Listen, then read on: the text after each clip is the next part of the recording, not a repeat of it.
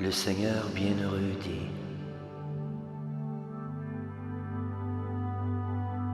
bien que tu tiennes de savants discours, tu t'affliges sans raison.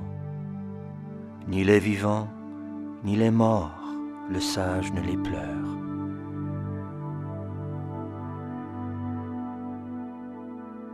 Jamais ne fut le temps où nous n'existions, moi, toi et tous ces rois, et jamais aucun de nous ne cessera d'être.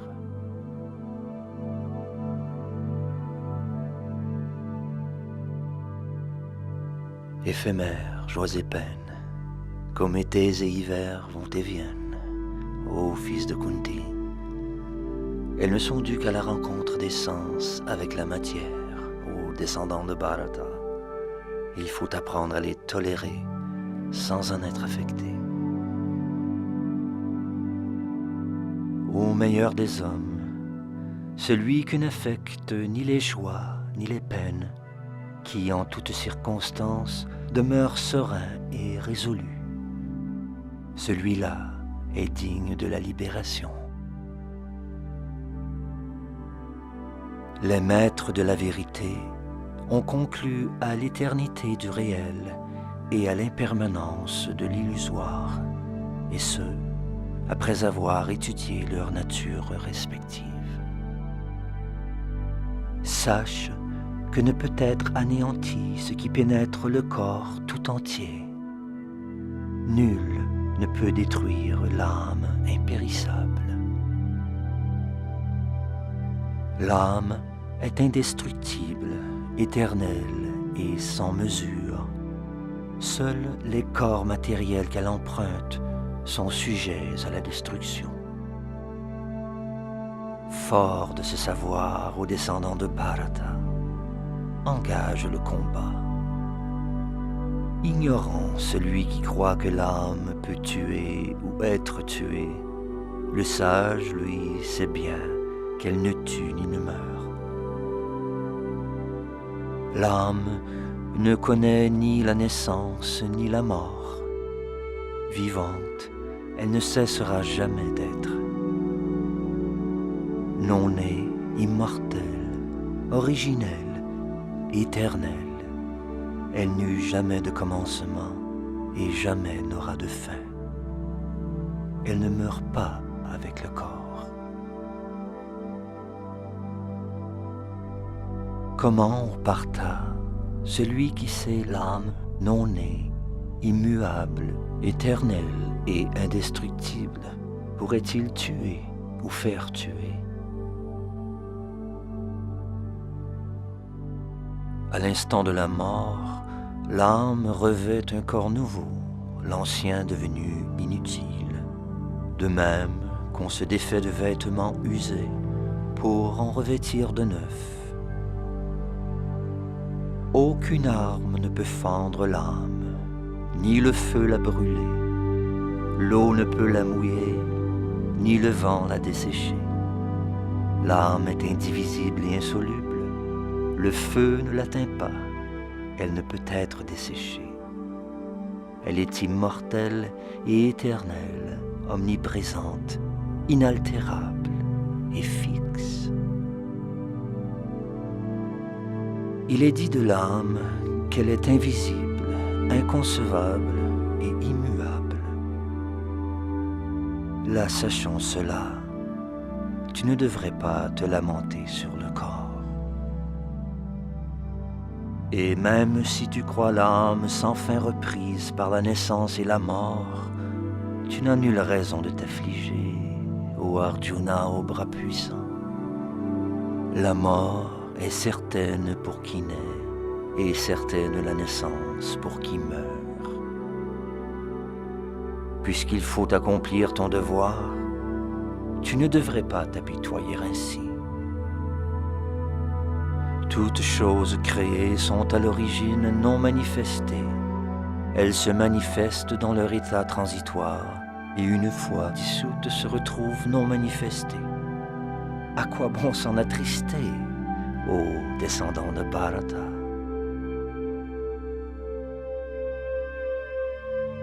Combat par devoir, sans compter tes joies ni tes peines, la perte ni le gain, la victoire ni la défaite. Ainsi, jamais tu n'encourras le péché.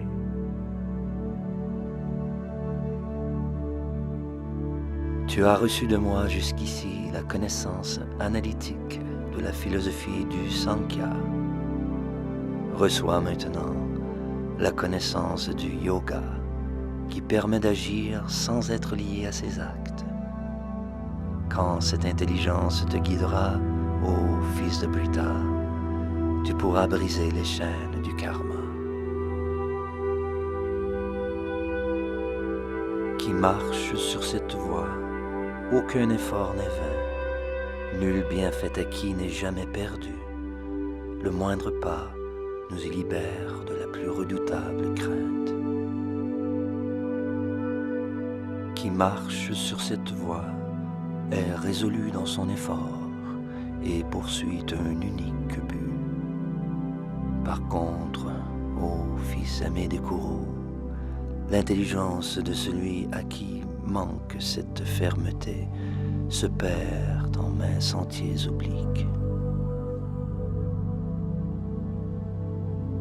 L'homme peu averti s'attache au langage fleuri des Védas, qui enseignent diverses pratiques pour atteindre les planètes de délices, renaître favorablement, gagner la puissance et d'autres bienfaits.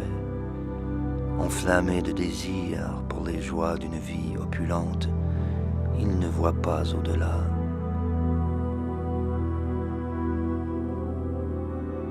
Trop attaché au plaisir des sens, à la richesse et à la gloire, égaré par ses désirs, nul ne connaît jamais la ferme volonté de servir le Seigneur suprême avec amour et dévotion.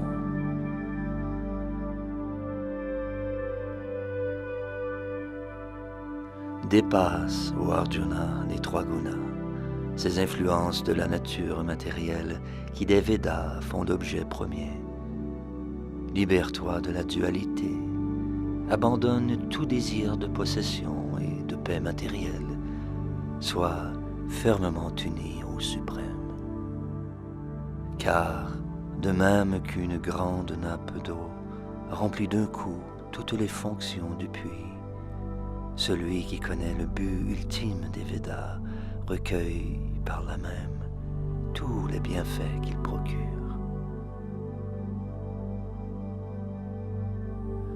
Tu as le droit de remplir les devoirs qui t'échoient, mais pas de jouir du fruit de tes actes. Jamais ne crois être la cause des suites de l'action et à aucun moment ne cherche à fuir ton devoir.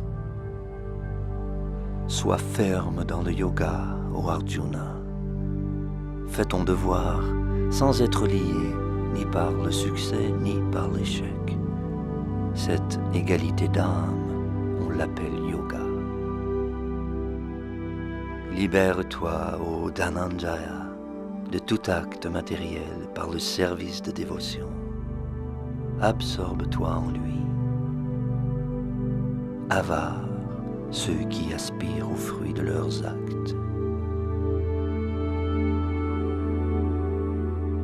Le service de dévotion peut, dans cette vie, libérer qui s'y engage des suites de l'action, bonnes ou mauvaises.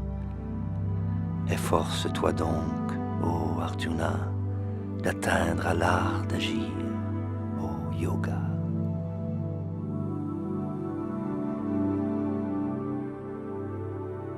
Absorbé dans le service de dévotion, le sage prend refuge en le Seigneur et, renonçant en ce monde aux fruits de ses actes, s'affranchit du cycle des morts et des renaissances. Il parvient ainsi à l'état qui est par-delà la souffrance.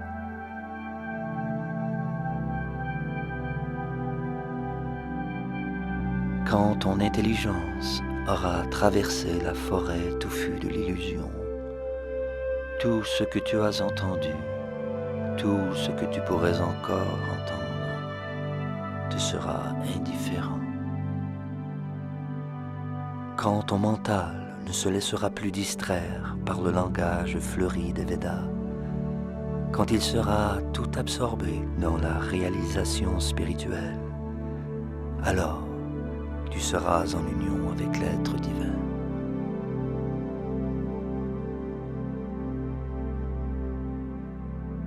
Quand un homme, au parterre, s'affranchit des milliers de désirs matériels créés par son mental, quand il se satisfait dans son vrai moi, c'est qu'il a pleinement conscience de son identité spirituelle. Celui que les trois formes de souffrance ici-bas n'affectent plus, que les joies de la vie n'enivrent plus, qu'ont quitté l'attachement, la crainte et la colère, celui-là est tenu pour un sage à l'esprit ferme.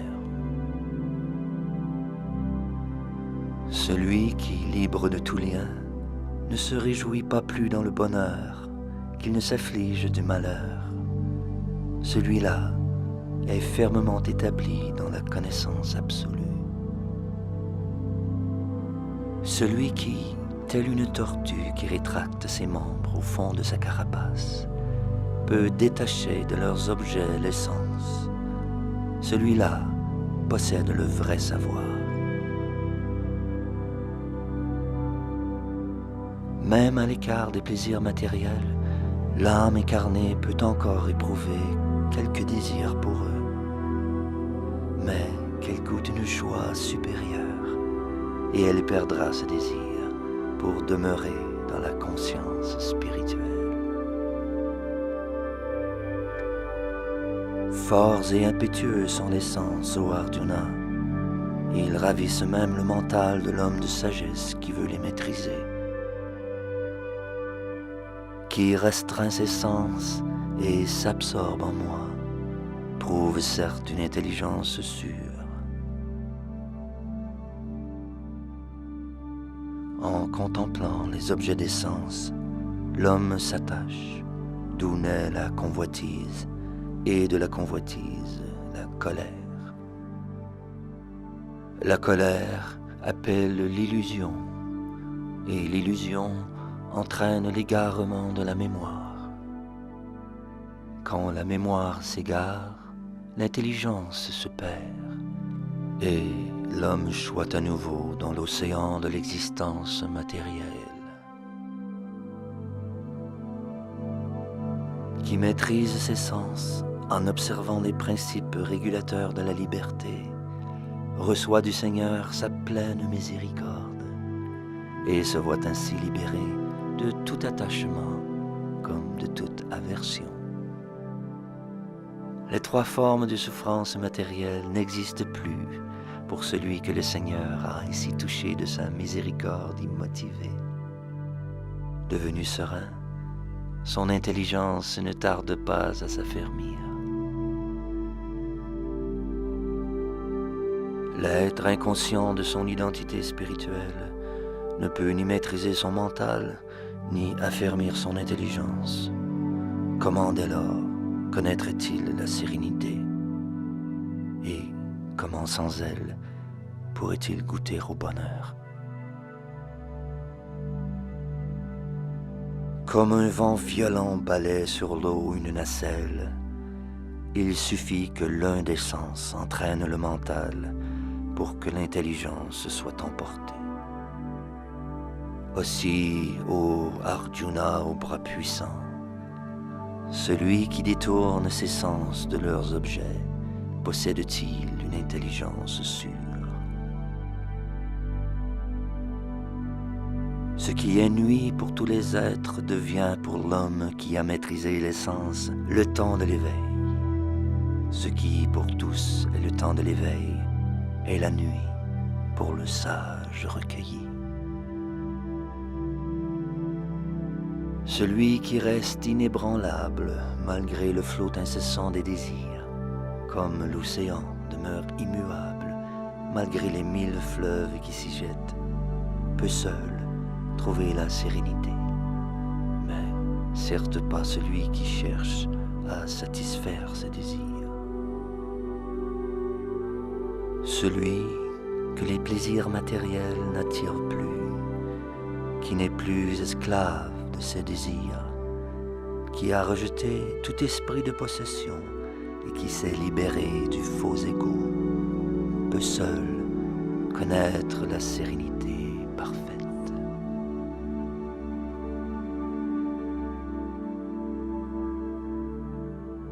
Tels sont les modes de la spiritualité, ô fils de Brita, qui s'y établit, fût-ce à l'instant de la mort, sort de sa confusion et le royaume de Dieu